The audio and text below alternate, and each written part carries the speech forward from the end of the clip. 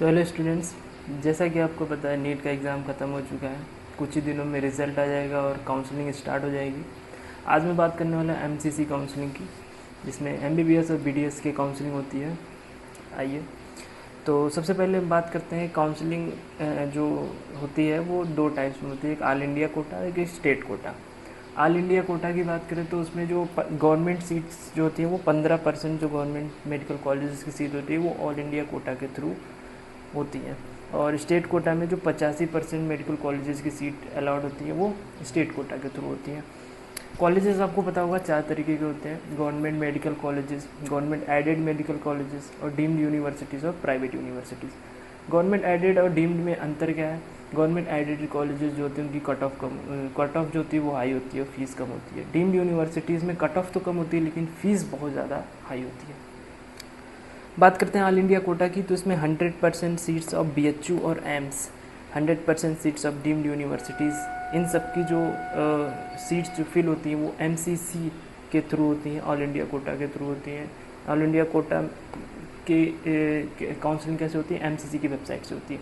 mcc.nic.in इसकी website है, इस पर जाएंगे तो ऑल इंडिया कोटा के थ्रू आप काउंसलिंग में पार्टिसिपेट कर सकते हैं।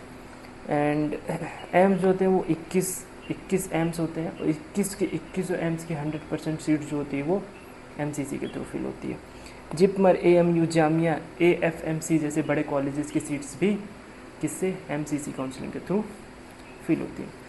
स्टेट कोटा की बात करें तो जो 100% सीट्स होती हैं प्राइवेट मेडिकल कॉलेजेस की 100% सीट जो होती हैं वो स्टेट कोटा के थ्रू फिल होती हैं।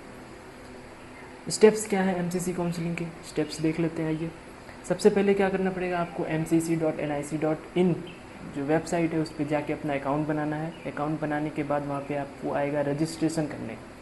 रजिस्ट्रेशन चार्जेस होते हैं जो कि नॉन रिफंडेबल होते हैं। क्या क्या रजिस्ट्रेशन चार्जेस होते हैं? अनरिजर्व ईडब्ल्यूएस कैटेगरी के लिए 1000 रुपीज़ जो होता है वो चार्ज होता है, रजिस्ट्रेशन चार्ज होता है। ओबीसी, एससी, एसटी, पीडब्ल्यूडी के लिए 500 रुपीज़ चार्ज होता है। दूसरा स्टेप क्या है? Security deposit. Security deposit government medical colleges के लिए कितना होता है? अनरिजर्व ईडब्ल्यूएस कैटेगरी वालों के लिए 10,000 होता है। ओबी, एससी, एसटी, पीडब्ल्यूडी कैटेगरी वालों के लिए 5,000 होता है। डीम्ड यूनिवर्सिटीज़ की बात करें तो डीम्ड यूनिवर्सिटीज़ में आपको सभी कैटेगरीज़ के लिए 2 लाख रुपए जो है वो सिक्योरिटी डिपॉजिट होता है। ये मैं एमबीबीएस और बीडीएस वालों की बात कर रहा हूँ, है ना।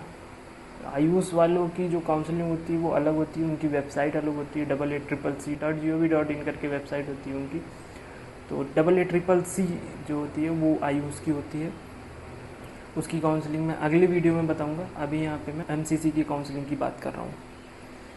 आगे चलते हैं। तीसरा स्टेप्स क्या होता है? चॉइस फिलिंग का। चॉइस फिलिंग आप करोगे। चॉइस फिलिंग करने के बाद round 1, round 2, round 3, stay vacancy round, special stay vacancy round भी होता है कभी कभार जब सीट्स बच जाती हैं। तो इनमें जब भी आपको किसी भी राउंड में सीट अलॉट हो गई तो आपको अलॉटमेंट लेटर मिलेगा। फिर बाद में अलॉटमेंट लेटर और सारे डॉक्यूमेंट्स लेके आप जाएंगे नोडल सेंटर पे। वहाँ पे आपका होगा फिजिकल वेरिफिकेशन के बाद आप कॉलेज में रिपोर्टिंग करेंगे, वहाँ पे अपनी फ़ीस सबमिट करेंगे और आपका एडमिशन हो जाएगा। अब यहाँ पे जो round 1, round 2, round 3 stay vacancy round जो होते हैं इनमें कुछ रूल्स एंड रेगुलेशंस होते हैं। अगर वो रूल्स एंड रेगुलेशंस आपने फॉलो नहीं किए, आपको पता नहीं है, आप काउंसलिंग कर रहे हो और आपकी जो सिक्योरिटी मनी यहाँ पे डिपॉजिट की है वो क्या हो जाएगी? फॉरफिटेड हो जाएगी, मतलब गवर्नमेंट उसको जब्त कर लेगी।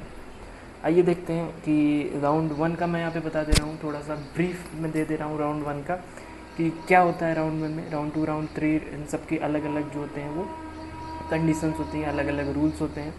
मैं राउंड 1 का बता रहा हूँ, अगर आपको इस पर डिटेल वीडियो चाहिए तो भी बता दीजिएगा, इस पर भी डिटेल वीडियो हम लोग बना देंगे। तो राउंड 1 में अगर आप पार्टिसिपेट करते हो 2 ही कंडीशन होती है, एक तो सीट अलॉट होगी, एक सीट नहीं अलॉट होगी। मान लीजिए सीट अलॉट हो गई तो आप सीट से अगर सेटिस्फाइड है कॉलेज जाएंगे एडमिशन लेके, आपकी काउंसलिंग वहीं पे ख़त्म हो जाएगी। सीट से सेटिस्फाइड नहीं है, कॉलेज में रिपोर्टिंग कर दिया, आप क्या करें? अपग्रेडेशन के लिए जाएँ। अपग्रेडेशन कर सकते हैं आप नए कॉलेजेस के लिए, उससे बेटर कॉलेजेस लेने के लिए। अपग्रेडेशन में राउंड 2 में जाएंगे आप। अपग्रेडेशन अगर आपका हो जाता है और अगर आपका हो जाता है, आपको कॉलेज पसंद है तो आप ठीक है ले लीजिए। अगर अपग्रेडेशन हो जाता है और आप वहाँ पे रिपोर्ट नहीं करते हो राउंड 2 में, तो आपकी जो सिक्योरिटी अमाउंट है वो क्या हो जाएगी? लॉस हो जाएगी। सिक्योरिटी अमाउंट फॉरफिटेड हो जाएगी, जब्त हो जाएगी। और राउंड 2 में अगर आपका जो राउंड 1 का सीट अपग्रेड नहीं हुआ तो आपका राउंड 1 में जो सीट था वो आपका सेफली बचा रहेगा, आप उसी में अपना पढ़ाई लिखाई कर सकते हो।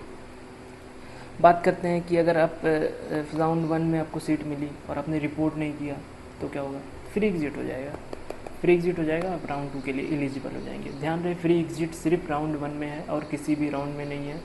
तो रूल एंड रेगुलेशन काउंसलिंग में बहुत ज़्यादा ज़रूरी है भाई। रूल एंड रेगुलेशन से चलेंगे तो आपका कोई भी लॉस नहीं होगा।